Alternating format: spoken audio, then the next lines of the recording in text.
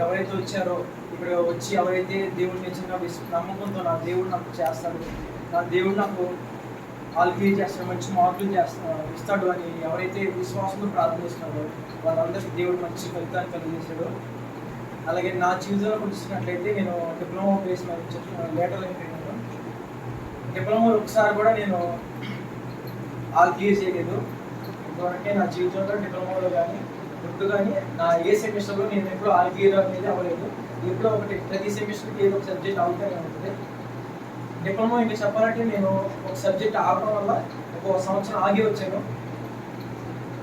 ఆ సంవత్సరం ఆగి రావడం వల్ల సర్లే ఏంటి నాకు ఆ సంవత్సరం ఇంటిలో ఉండేసరికి ఏం అర్థం కాదు. ఏంటప్ప నా జీవితం ఏంటి ఇలా అయిపోయింది అని ఒక కన్ఫ్యూజన్లో పడిపోయాను.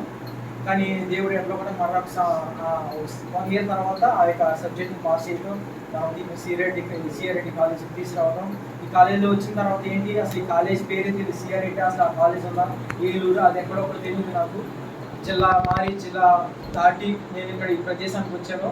ఆ యొక్క సమయంలో అయితే నాకు తెలియదు ఇక్కడ నేను ఈ రీతిగా ఒక గొప్ప ప్రదేశంలో మీ ముందు నిలబడి దేవుడిగా గొప్ప సాక్షిగా దేవుడు నిలబెడతాడని నాకు మాత్రమే ఇది తెలియదు. కానీ దేవుడు తన ఆలోచనను బట్టి, తన చిత్తం బట్టి, తన గొప్ప ఆశీర్వాదాలు నాకు దయచేసి ఎంతగా అంటే సెకండ్ ఇయర్లో ఉన్నప్పుడు మరి అక్కడ ఓల్డ్ బ్లాక్లో ఉన్నాం. ఆ యొక్క సమయంలో కూడా నాకు ఇప్పుడు సెమిస్టర్లో 2-1లో కానీ 2-2లో కానీ నాకు రిజల్ట్స్ అనేవి ఒక సబ్జెక్ట్ అవుతూనే ఉంటుంది. ప్రతి సెమిస్టర్కి ఒక సబ్జెక్ట్ ఆగేది. కానీ ఇక్కడికి వచ్చిన తర్వాత నేను ఇంకా ఎలా సర్లే ఈ చదువు అనేది ప్రాముఖ్యత కాదు, నేను దేవుడిని ఎదగటం నా ముఖ్యమైన అంశం. నాకు కావాల్సింది ఏంటంటే దేవుడిని ఎదగాలి, దేవుడిని ఇంకా నేను ఆయన ప్రార్థించాను, ఆయనతో మాట్లాడాలని ఒక గట్టి నిర్ణయం తీసుకొని నేను చదువుని కూడా పక్కన పెట్టాను. 3-1 ఎగ్జామ్స్ వచ్చినప్పుడు 25న December 25th క్రిస్మస్, 26 నుంచి మనకి సెమ్ ఎగ్జామ్స్.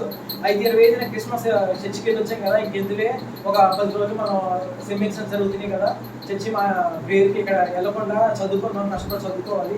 నేను ప్రతిరోజు వెళ్ళాం కదా ప్రార్థనకి, ఈ కొద్ది రోజులు మనం ప్రార్థనకి వెళ్ళకపోతే ఏమైందిలే, మనం ఎట్లా ఒక రూమ్లో ప్రార్థన చేసుకుంటాం కదా. నేను ఏం చేశానంటే ఫస్ట్ ఎగ్జామ్కి నేను ప్రార్థన చేయకుండానే నేను చదువుకొని ఏదో చదివేద్దాం ఐదు అనుకున్నాను.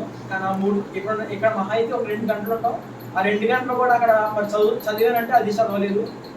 ఫస్ట్ ఎగ్జామ్ నేను సరిగ్గా రాయలేను. మళ్ళీ రూమ్కి వచ్చిన తర్వాత నేను ఎందుకు బాగా ఏంటప్ప ఎలా జరిగింది, నేను సరిగ్గా రాయలేదు, ఎందుకు ఇలా నేను పేరుకి వెళ్ళలేదు కదా అని వెంటనే నా సహోదరు రాజుకి ఇప్పించేయండి, ప్రార్థనకు రావాలి. మొట్టమొదటిగా నువ్వు దేవుడికి ఫస్ట్ ప్రిఫరెన్స్ ఇవ్వు, తర్వాత దేవుడే ఆటోమేటిక్గా నీ సజెషన్ నీ క్లియర్ చేస్తాడు. నువ్వు దేవుడి మీద నమ్మకం ఉంచి చాలు అని నాతో మాట్లాడినప్పుడు నేను వెంటనే ప్రార్థన చేసుకుని నేను క్షమించమని అయ్యా, నేను చర్చి పేరుకి రాలేదు, నన్ను క్షమించని నేను అడిగాను. తర్వాత నుంచి ఇంకా నా ఎగ్జామ్స్ కూడా నేను పక్కన పెట్టేసి ఫస్ట్ ప్రిఫరెన్స్ దేవుడికి వచ్చి 8:30 ఇక్కడికి వచ్చి ప్రార్థనలో ఉండి ఇంకా 11ంటికి అయిపోయింది. అక్కడికి వచ్చిన తర్వాత ఇంకా చదివేది ఏం లేదు, ఇంకా వెళ్ళి పడుకోవడమే. పొద్దునే ఇంకా సెకండ్ ఎగ్జామ్ కూడా మనం చూసినట్లయితే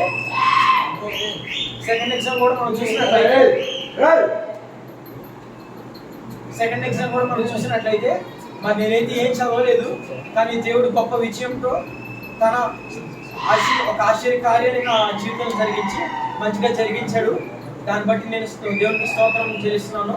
ఆ రీతికి మనం చూసినట్లయితే మరి అన్ని సబ్జెక్ట్స్కి అయితే నేను ప్రార్థన చేసుకుని నేను మొదలు పెట్టాను. ఇక్కడ ప్రార్థనలో ఉన్నాను, నేనైతే సరిగ్గా చదవలేదండి. కానీ దేవుడు నాకు మంచి ఫలితాన్ని కలుగు చేశాడు. దాన్ని బట్టి దేవునికి స్తోత్రం కలుగు కాక.